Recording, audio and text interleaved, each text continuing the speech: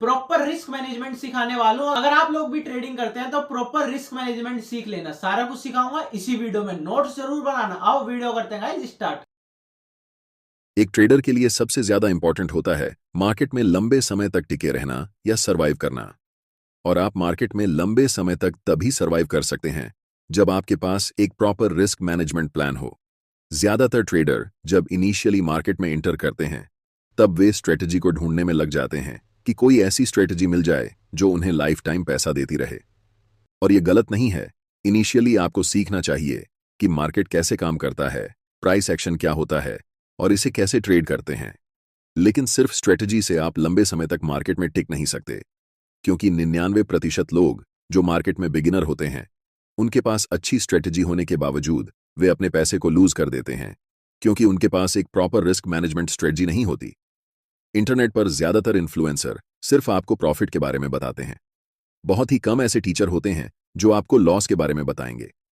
लेकिन जब कोई ट्रेडर मार्केट में इंटर करता है तब उसे मार्केट में रियलिटी चेक मिलता है, जिससे उसे समझ में आता है कि अब हमें कैपिटल को बचाना होगा। क्योंकि जब आपके पास कैपिटल रहेगा तभी तो आप ट्रेड कर पाएंगे ना।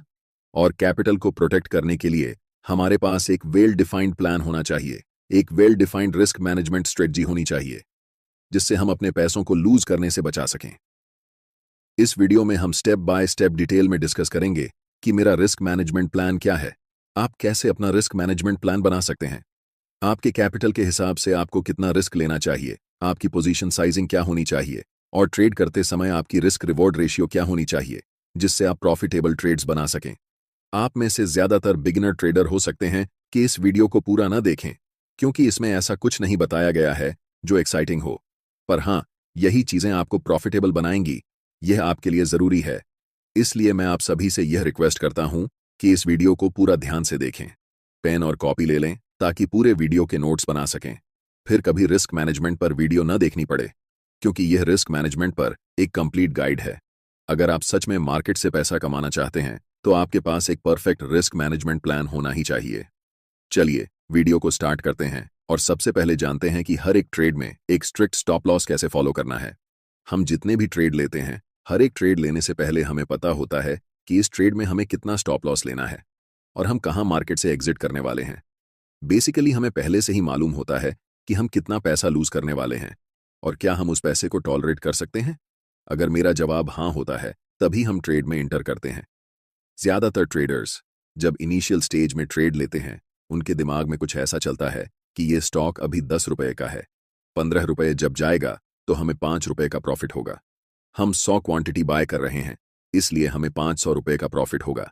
या जिनके पास ज्यादा कैपिटल है वह अपने हिसाब से कैलकुलेट करेगा, 5,000 या 50,000। उस समय उनके दिमाग में सिर्फ यही चलता है कि हम कितना पैसा बनाएंगे, कितना हमें प्रॉफिट होगा। लॉस के बारे में वे नहीं सोचते। लेकिन अगर आप लंबे समय तक ट्रेडिंग करना चाहते हैं तो आपको इस पूरे थिंकिंग प्रोसेस को फ्लिप करना होगा। अब आप ऐसे सोचेंगे कि यह स्टॉक अभी 10 रुपए का है, हम इसमें 2 रुपए का स्टॉप लॉस लेने वाले हैं। अगर हम 100 क्वांटिटी में खरीदते हैं तो हमें 200 रुपए का नुकसान होगा। और क्या यह 200 रुपये नुकसान लेने से मेरे इमोशंस में कोई बदलाव आएगा? अगर आपका जवाब नहीं है तो ऑफ कोर्स आप उस ट्रेड में एंट्री लीजिए, क्योंकि ऐसे ही ट्रेड को आप कॉन्फिडेंस के साथ होल्ड कर पाएंगे और आप अपने टारगेट या फिर स्टॉप लॉस तक ट्रेड में बने रह पाएंगे। जब भी चार्ट्स पर मेरा सेटअप बनता है तब एंट्री लेने से पहले हम स्टॉप लॉस के बारे में सारी चीजें अच्छे से कैलकुलेट करके अपनी रिस्क कैपेसिटी के हिसाब से एक फिक्स्ड क्वांटिटी के साथ ट्रेड एग्जीक्यूट करते हैं। अब ऐसा नहीं है कि अगर हम रिस्क लेने में कैपेबल हैं तो हम कहीं पर भी रिस्क ले लेंगे। हमेशा रिस्क के मुकाबले रिवॉर्ड अगर बड़ा हो तभी ट्रेड में एंट्री लेना प्रेफर करते हैं। उदाहरण के लिए, अगर हम आपको कहें कि इस ट्रेड में आपकी विन रेट 50% है, यानी कि इस ट्रेड में प्रॉफिट होने की चांसेस 50% हैं, लेकिन यहां रुपये 100 के रिस्क पर सिर्फ रुपये 10 का रिवॉर्ड है, क्या आप ऐसे ट्रेड में एंट्री लेना चाहेंगे? आपका सीधा जवाब होगा नहीं। अब आप लोगों के मन में एक सवाल आ रहा होगा कि कौन सी रिस्क रिवॉर्ड रेशियो सबसे आइडियल है। पर इस सवाल का जवाब सीधा नहीं है, क्योंकि हर एक स्ट्रेटजी के हिसाब से आपको चेक करना होता है कि उस स्ट्रेटजी से अगर हम ट्रेड करते हैं तो कौन सी रिस्क रिवॉर्ड रेशियो में हमें बेहतर रिजल्ट मिलता है। और आप जो भी स्ट्रेटजी को फॉलो करते हैं, चाहे वह प्राइस एक्शन हो, ट्रेंड लाइन सपोर्ट हो या कोई और स्ट्रेटजी, उसे पहले बैक टेस्ट करिए।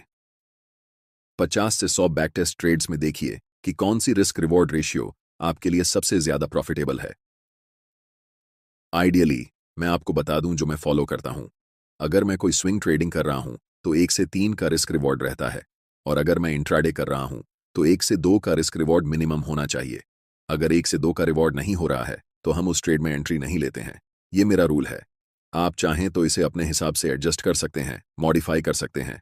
मैं आपको एक चार्ट दूंगा जिससे आपको यह पता चल जाएगा कि आपकी स्ट्रेटेजी की विन रेट के हिसाब से आपको किस रिस्क रिवॉर्ड रेशियो में प्रॉफिट, लॉस या फिर ब्रेक इवन होगा।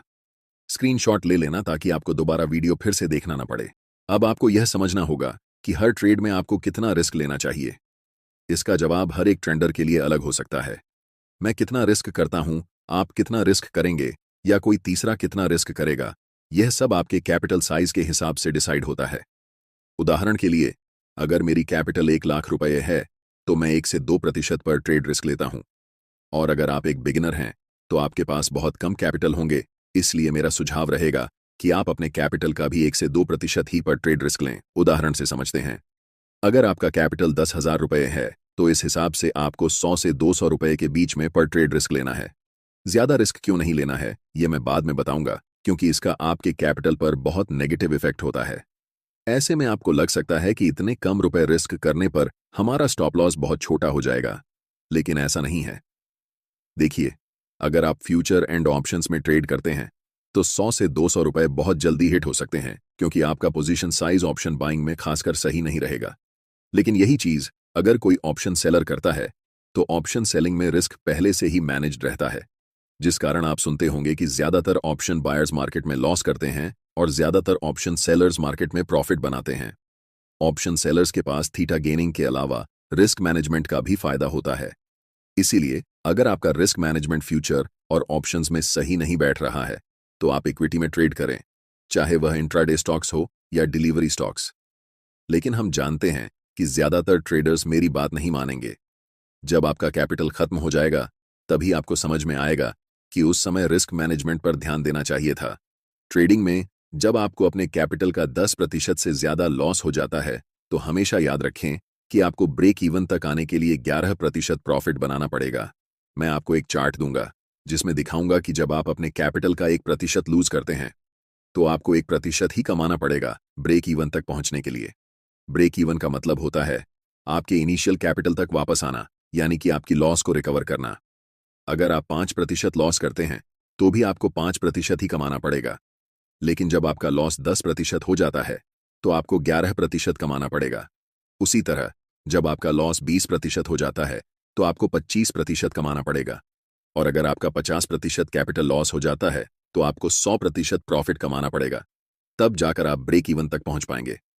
इसी वजह से मैं कह रहा था कि आप मिनिमम रिस्क लें ताकि आपको ब्रेक इवन तक पहुंचने में ज्यादा मेहनत न करनी पड़े या अपने लॉस को रिकवर करने में दिक्कत ना हो। आई होप गाइस वीडियो आप लोगों को पसंद आई होगी। अगर कोई भी डाउट है तो नीचे कमेंट जरूर करना भाई। बाकी मिलता हूं आप लोगों से किसी और वीडियो में। जब तक के लिए जय श्री राम भाइयों।